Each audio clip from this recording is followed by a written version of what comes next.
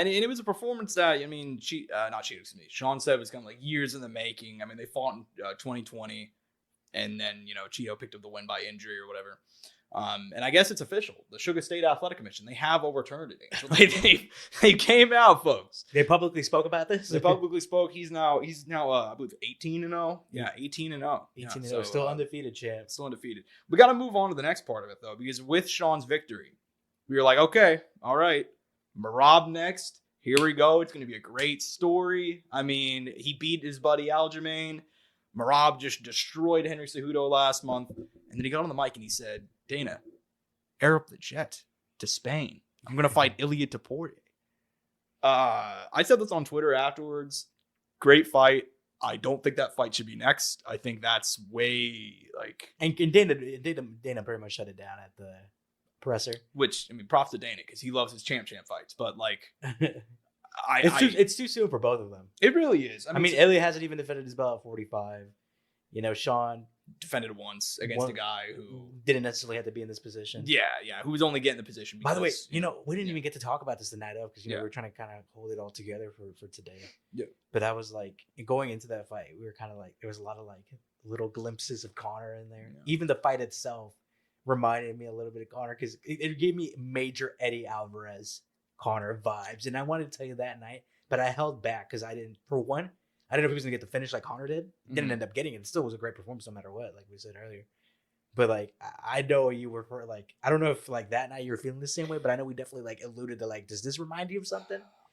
I mean, in the regards of it being a dominating performance, yes. I mean, I can see your point of view. It really does. And then the spinning sidekick and one of those that I did see the spinning spike kick. I'm like, oh, right, shit. But then he threw an oblique. Then he threw an oblique kick like Jones, and I was like, oh, he just built different. No, I mean, like, look, I mean, I get your point. It was very much Conor vibes in terms of some of the kicks he was throwing. I didn't really get like the star power type vibe. You know what I mean? In that sort of way.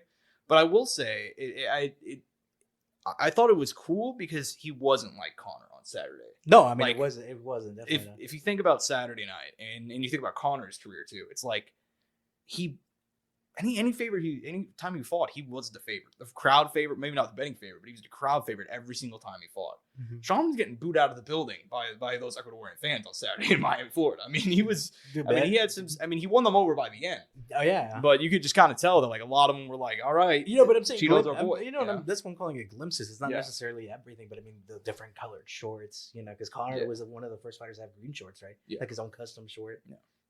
And it was sick. I mean, the shorts were pretty fucking cool. I mean, I loved it. The fact that he has like, this is a really minor thing, but I feel like every MMA fighter that's like so popular, they have their song. You know what I mean? Like they have like, you hear it and you're like, shit. DC with like Lil Wayne. Yeah, DC with Lil Wayne, Volkanovski with Men Down Under. Zombie for Korean Zombie. You know what I mean? And Conor, I believe he. I can't think of it. But Sinead O'Connor. Yeah. Yes. And then I think he had like a Biggie remix with it too. Yeah. So like these guys, they have these songs. You're like, oh shit. You just immediately think of them. Sean, you think superstar, and that's fucking. I mean, it's fitting at the very least. You know what I mean? Like whenever that song hits, you're like, okay. I mean, this is. I mean, Josh Roman was going 10 years in the making, right? Because when he fought on Contender Series, 2016.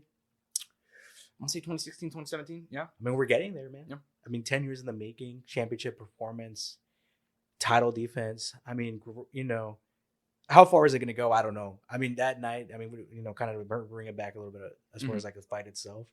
I felt like, he dealt good with the leg kicks. I was listening to, was it Anthony Smith and Bisping talk about this, he's switching stances, and that kind of ended up helping in that department.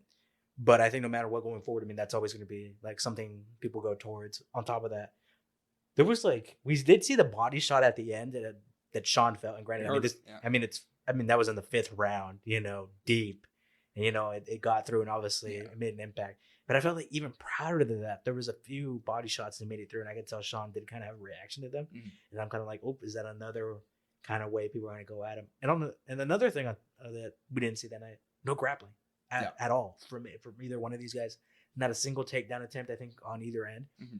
So, I mean, that's a lot of stuff that going forward guys are going to have. And it's kind of something we mentioned that we've kind of talked about recently, as you become the champ, you start getting more footage, more stuff. People come at you at certain angles and certain fights for the next guy to kind of develop and build upon.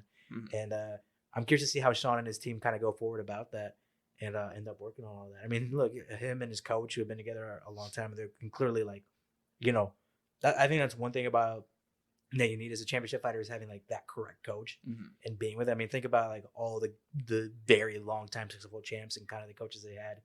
I mean, Justin Gaethje with Trevor Whitman, I mean, didn't necessarily hold the title, but that relationship in of itself, Eugene Behrman, Izzy, and now Sean and his coach, and I mean, Joshua Fabio, Diego Sanchez. I mean, all the guys. I mean, right? Josh, you didn't have to make that comment. I don't know, man. I mean, do you see some of his techniques? I mean, just using Diego like a heavy bag. I mean, the fucking sex swing. Yeah, I mean, that's what it was. We call it as it is. I mean, you're not wrong. You're not wrong, dude. I mean, but Mike Perry and his girlfriend. I mean, just all time, coaching discussions. I mean, the Reddit guy. The Reddit guy. Yeah. That has to be like S tier, right? Dude, I don't even think many people know that story. Like, no, so no, a lot of people don't. I don't think a very small portion of people know that. The only reason I know that story is because I was on Reddit and the guy himself like posted something like the general discussion thread like of him coaching Mike Perry. But yeah, I mean, Merab's next, right? Like, he has to be next. I mean, if they don't give it to Merab, I don't know what more the guy has to do. I mean, they said like, okay, he's not entertaining enough, so he started doing all these fucking personas and all these videos and all these fucking. And he's funny. Genuinely a hilarious dude. And then you're like, okay, maybe his resume's not good enough. Went out there and dominated Cejudo, dominated Petr Yan. I mean, just not even close. So I don't know what more Merab has to do. I mean, I think, and the craziest thing to me is like, I feel that's genuinely a really good fight for Sean. Like, I think like stylistically and in terms of like drawing power, because Merab is winning over the fans. Like, people care about the dude.